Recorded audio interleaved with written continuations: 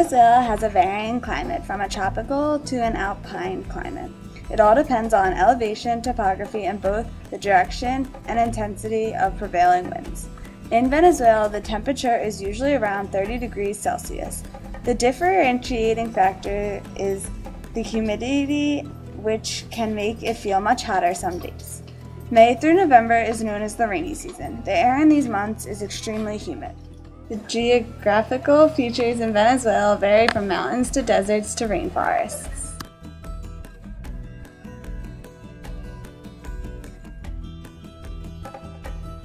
Oil history was made in 1943 when the Standard Oil of New Jersey, now known as Exxon, accepted a new agreement in Venezuela. The U.S. previously controlled much of Venezuela's petroleum industry, and now Venezuela controlled most of it. In 1958, newly elected leader Perez Alfonso devised a plan for an international oil cartel that would become known as OPEC. There are many countries in OPEC in many different continents. During Jimenez's dictatorship from 1952 to 1958, Venezuela actually enjoyed remarkably high GDP growth. GDP is gross domestic product and is a measure of the total sales of goods and services in a country.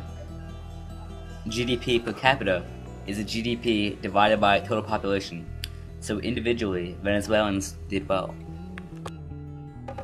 New president Ramiro Betancourt was actually able to balance Venezuela's public budget when he took over in 1959. Venezuela had one of the strongest economies in Latin America in the 1950s and took in a lot of immigrants.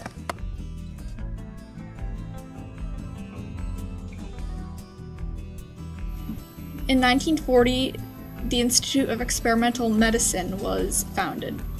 Around 1942, Augusto P. Sunier was able to demonstrate with his work that the hyperventilation response in dogs with intact vagus was caused by breathing air with an abnormally high concentration of CO2 due largely to peripheral chemoreceptor reflexes with vagal efferents.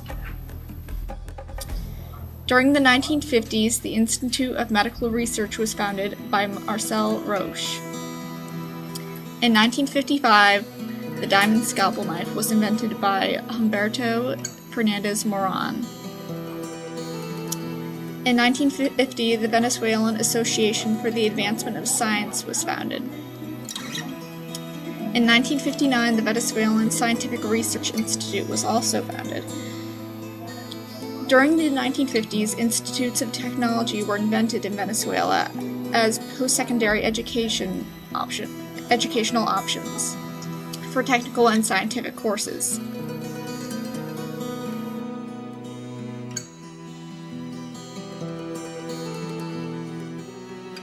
In 1935, Venezuela discovered its oil supply, and it transformed from an agrarian society to be a more affluent urban society.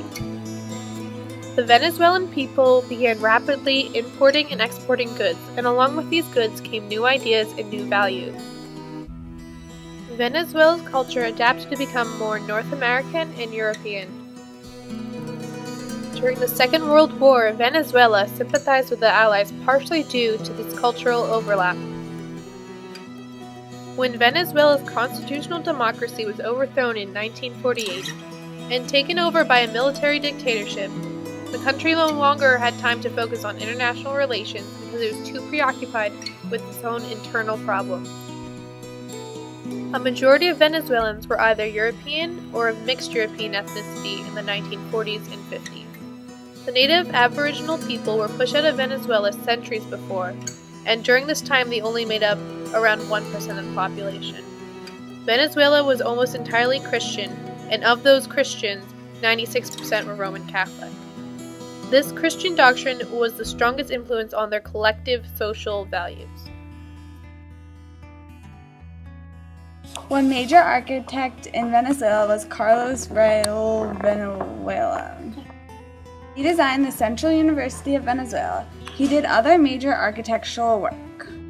This work included the Capitol, La Concordia Plaza, Anatomical Institute, University Hospital, and the School of Petroleum Engineering.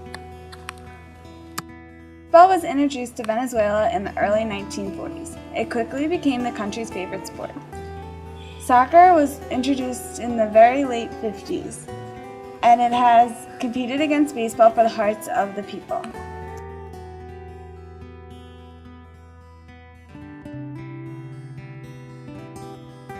The Democratic Action Party won a majority of the seats in the Assembly, and they drafted a new constitution in 1946. Ramiro Gallegos, candidate of Betancourt's party, became Venezuela's first democratically elected president in 1947.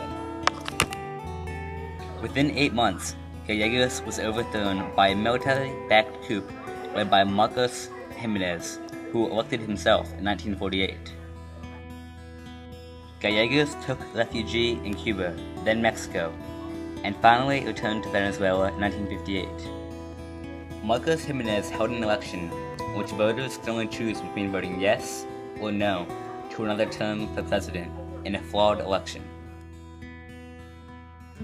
Venezuela has been one of the most stable democracies in Latin America, all the way from the 50s to the 80s.